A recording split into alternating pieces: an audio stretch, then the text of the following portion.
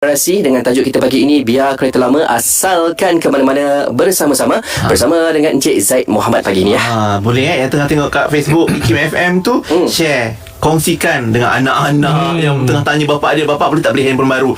Bagi link video ni dulu. Betul. Dengar cerita dulu kan. Lepas tu untuk semualah supaya kita dapat manfaatkan sebaik mungkin pengurusan kewangan kita. Dan hari ni Cik Zaid tadi nak sambung tentang macam mana gaya hidup mempengaruhi kewangan seseorang. Betul. Okey, terima kasih kepada ni both Pian dan Azwan. Okey, sebenarnya dalam konsep kewangan ni ramai orang silap faham. Dia kata musuh utama kewangan ialah, mungkin dia kata harga barang mahal, ekonomi tak baik, apa semua.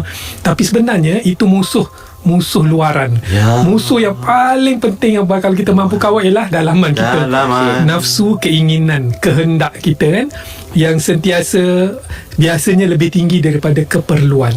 Jadi sebab tu saya terbaca quotation ni, dia panggil apa, rich people, orang kaya dia mampu kawal kehendak dia. Rich people stay rich by living like they are broke. Maknanya dia anggap diri dia miskin.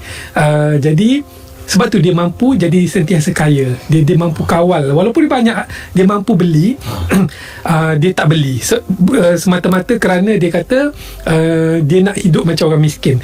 Tapi yang masalah besar sekarang ialah orang miskin, broke people ni, orang miskin stay broke because they live like they are rich. Ini yang saya risau berlaku kepada anak-anak kita. Mungkin kita boleh kawal hawa nafsu kita, tapi kadang-kadang kita tak ajar anak-anak kita. Tadi Azwan ada tanya saya soalan masa offline. Saya suka soalan tu sebab bagaimana untuk mendidik anak-anak kita supaya tidak terbabas. Sebenarnya itu kepentingan target yang saya sebut tadi. Target ni akan membantu kita seolah-olah kapal. Kita kapal pelayaran dalam lautan kewangan lah. Akan terlalu banyak godaan dalam tu. Handphone baru, kereta baru, apa lagi, rumah, fashion terkini kan. Kalau kita tak ada target, memang kita akan hanyut. Saya sendiri pun akan hanyut.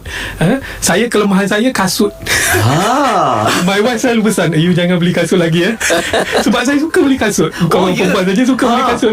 Jadi saya terpaksa kawal diri saya. Okey, tengoklah kasut, kecuali memang sale kau ni baru saya beli. Kalau ni kasut biasa, harga biasa saya tahan lah. Kita semua kita ada kelemahan masing-masing.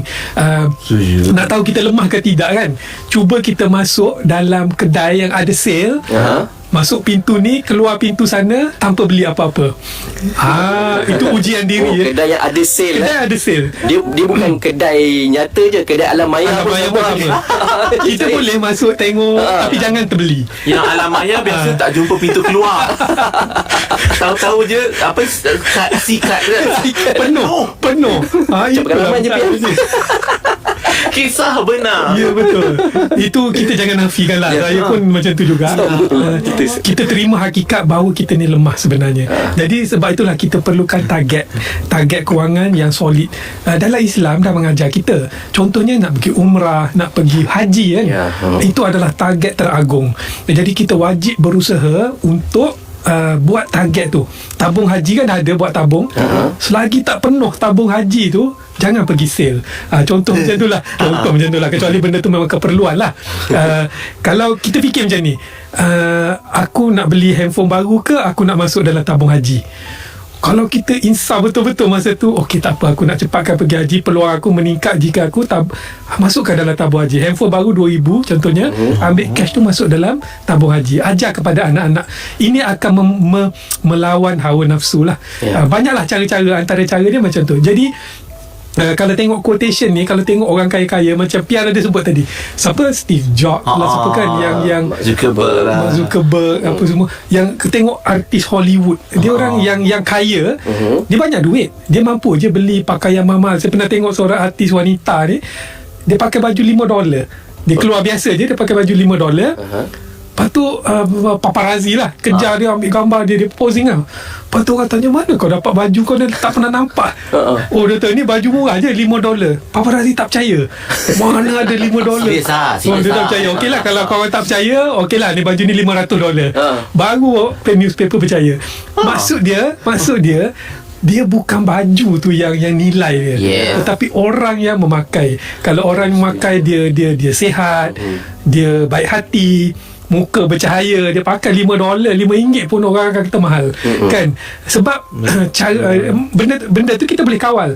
Kita slimkan badan kita, kita elokkan proportion tubuh kita, kan? Exercise lah, jaga makan semua. Pakailah apa-apa pun, walaupun murah, dia akan nampak cantik.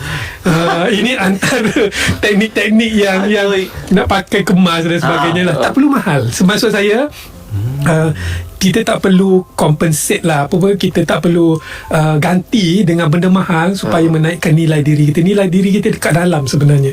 Kalau kan orang tak kisah, tengok orang kaya kat kampung kita kan pakai singlet je, kan? Sehari dari pagi sampai petang pakai singlet, tapi poket pagoda. Memang best pakai singlet tu, kan? Tapi poket dalam account bank penuh. Maksud dia macam tu. Tapi yang pakai cantik-cantik belum tentu. Macam pepatah pagi tadi lah. Dia kurang macam tu lah.